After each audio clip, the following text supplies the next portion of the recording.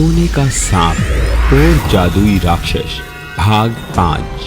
अगर आपने अभी तक भाग 1, 2, 3, 4 नहीं देखा है तो उसे जरूर देख ले, तभी आपके भाग 5 अच्छे से समझ आ पाएगा। पिछले भाग में आपने देखा था कैसे राक्षस ने भिखारी के अंदर प्रवेश करके बाबा को अपनी कैद में कर लिया था। सोने के नागराज की वजह से जो खुशहालपुर हमेशा खुश रहता था, अब वहां पर खुशी जैसी कोई चीज नहीं थी।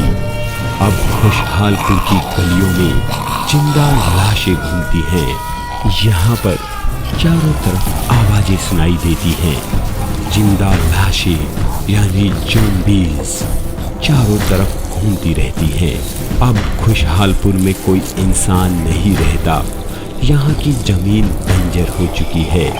यहाँ पर चील गिद्ध मंडराते रहते हैं। एक दिन की बात है, एक भला शिकारी शिकार की तलाश में घूमते घूमते खुशहालपुर गांव की तरफ निकल आता है। वो देखता है कि यहाँ तो चारों तरफ सन्नाटा छाया हुआ है। हर गली में हर जगह पर ज़ॉम्बीज़ घूम रही हैं। एक ज़ॉम्बीज़ उस शिकारी की तरफ आती है। वो शिकारी तीर का निशाना लगाकर जैसे ही उसे मारता है तो उस ज़ॉम्बी को कोई असर नहीं होता। तीर उसके पार निकल जाता है। शिकारी समझ जाता है।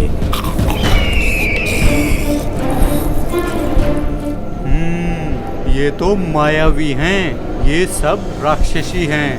इन्हें मारने के लिए मेरा मंत्र पढ़ा तीर ही काम आएगा। संकट कटे मिटे सब पीरा, जो सुमिरे हनुमत बलबीरा। जय श्री राम।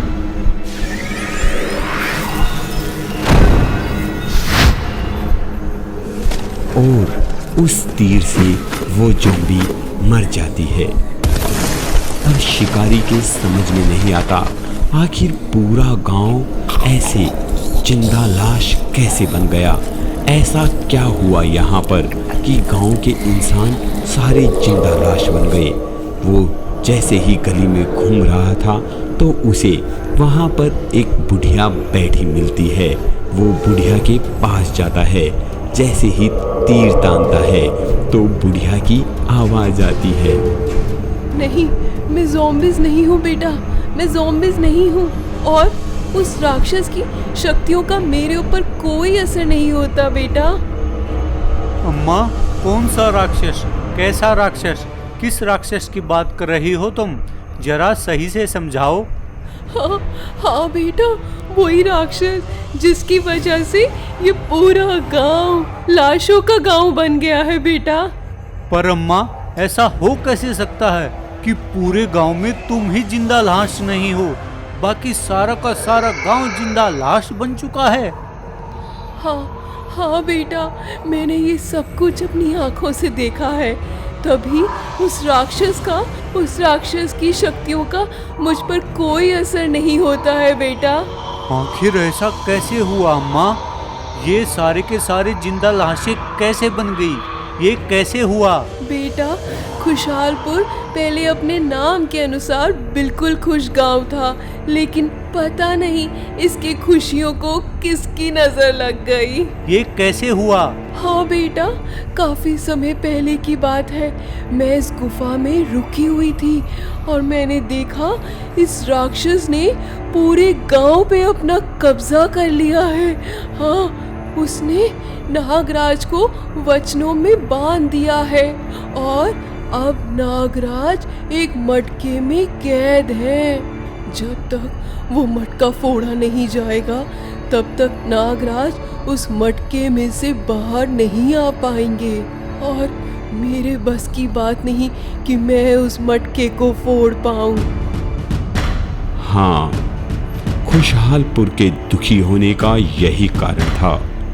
नागराज को धोखे से एक मटके में कैद कर लिया गया था और राक्षस ने पूरे गांव पर अपना कब्जा कर लिया था। पूरे गांव के इंसानों को उसने जिंदा लाश बना दिया था। अब वो भी इंसानों को ढूंढते फिर रहे थे। अम्मा, तुम चिंता मत करो, मैं उस राक्षस को खत्म कर दूंगा। बस मुझे तुम ये बता दो कि मैं ये कैसे कर सकता हूँ। बेटा, बहुत लोगों ने कोशिश की लेकिन उसको कोई खत्म नहीं कर सकता सिवाय नागराज के। तुम बस बेटा एक काम कर दो, तुम किसी भी तरह से उस नागराज को आजाद करवा दो बेटा। हाँ हाँ अम्मा, हम नागराज को जरूर आजाद करवाएंगे, लेकिन तुम ये बता दो कि ये हो कैसे सकता है। अगर हमने उस मटके को फोड़ दिया तो नागराज आजाद हो जाएंगे और वो अपने आप उस राक्षस को मार देंगे बेटा। इसके बाद में शिकारी और वो बुढ़िया दोनों कुछ प्लान बनाते हैं। ठीक है अम्मा, हम ऐसा ही करेंगे। शिकारी राक्षस के चंगुल से नागराज को छुड़वाने के लिए गुफा की तरफ चल पड़ता है। उसे रास्ते में काफी ज़ॉम्बीज़ दिखाई देती हैं। वो छिपते छिपाते कैसे भी करके गुफा के पास पहुंच जाता है। तो ये है वो गुफा जिसके अंदर मटका रखा हुआ है। अगर मैंने वो मटका फोड़ दिया तो नागराज अपने आप ही आजाद हो जाएंगे। पर ये क्या, इसके सामने तो ये राक्षस खड़ा है। अब मैं मटके को कैसे फोड़ पाऊंगा? इंसान की सुगंध, यहाँ कोई नया इंसान आया है। नया शिकार, उसे भी मैं जिंदा लाश बना दूंगा। इंसान कौन इंसान? वो राक्षस उस इंसान की शिकारी की सुगंध सूंघते हुए इधर उधर शिकारी को ढूंढने के लिए घूमने लग जाता है। शिकारी एक पत्थर के पीछे छिप जाता है। तभी बुढ़िया राक्षस के सामने आ जाती है।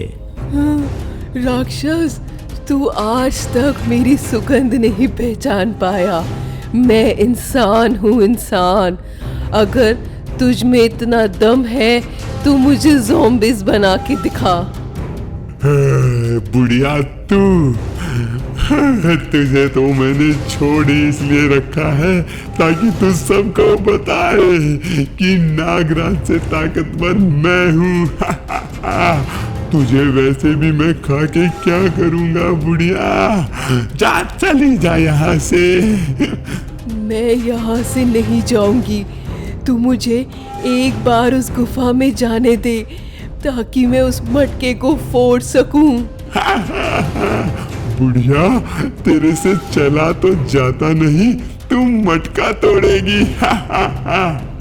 बुढ़िया राक्षस को बातों में लगाए हुई थी और इतने में शिकारी पत्थर के पीछे से जाकर गुफा में चला जाता है और उस मटके की तरफ तीर तान लेता है। तभी इंसान गुफा के अंदर। बुढ़िया, तूने मुझे धोखा दिया है। अच्छा शिकारी, तुझे भी मैं ज़ॉम्बी बना दूंगा। इतने में शिकारी तीर छोड़ देता है और वो मटके के जाके लगता है और मटका टूट जाता है। एक तेज रोशनी के साथ सोने का बड़ा सा सांप उस राक्षस के सामने खड़ा हो जाता है। राक्षस शिकारी को मारना चाहता है पर उससे पहले नागराज राक्षस के सामने प्रकट हो जाते हैं। राक्षस राज, मैं आजाद हो चुका हूँ और तुमने मुझे धोखे से इतने दिन तक इस मटके में कैद रखा। शिकारी, तुमने इस पूरे गांव का उद्धार किया है। राक्षस राज, अब तुम नहीं बच सकते। ऐसा कहते हुए नागराज राक्षस को जिंदा ही निगल जाता है और राक्षस के मंत्रों से जितने भी गांव वाले जिंदा लाशें बने हुए थे, ज़ॉम्बीज़ बनी हुई थी, वे दोबारा से इंसान बन जाते हैं। अब उनका श्राप खत्म हो जाता है और नागराज को भी शिकारी का और बुढ़िया का ये प्लान काफ़ी अच्छा लगता है। नागराज उन दोनों को शाबाशी देता है और पूरे गांव में अब खुशियां दोबारा से छा गई हैं, क्योंकि अब नागराज गांव में वापस आ गए हैं।